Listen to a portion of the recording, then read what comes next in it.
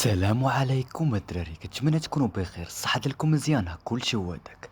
عندنا في هاد لا فيديو ثلاثة د الاخبار، واحد مهم جدا كيخص حكيم زياش، وايضا عندنا خبر على اشرف حكيمي، وايضا عندنا خبر كيخص بونو و لاعب شديرة باغينو فروق عالمية. نبداو بالتفاصيل.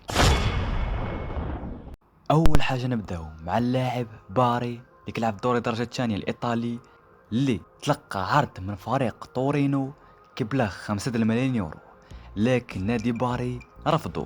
علاش؟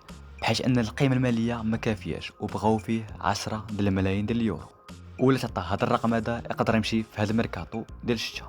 وبخصوص بونو، العديد من المصادر العالميه كتقول باللي تلقى عروض رسميه من مانشستر يونايتد وبايرن ميونخ باش يتعاقدوا معاه في الميركاتو الشتوي، لدرجه ان مدرب سيفيا سان باولي دوا على هذه الاخبار هذه بعد ما كترات، بحيث قال عليه انه امر مزعج ان هنالك حديث عن رحيل بونو، ولكنه يمنحني ايضا الفرصه لبناء شيء جديد.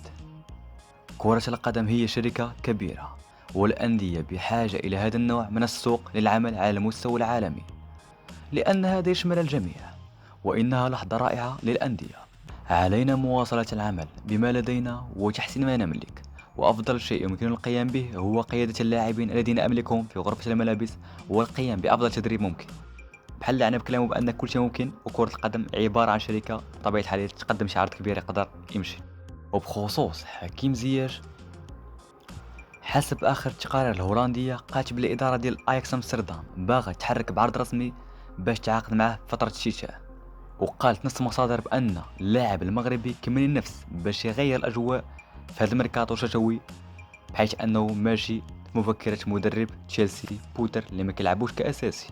ونختموا مع اشرف حكيمي وشي حاجه لي بزاف، اخر تشكيله ديال اغلى لاعبين في العالم باكمله.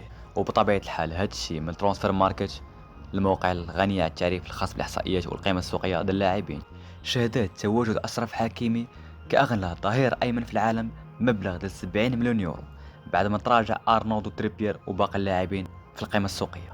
وكما كتشوفوا قيمه لاعبين كبار واثمنه خياليه. تهلاو لي فراسكم.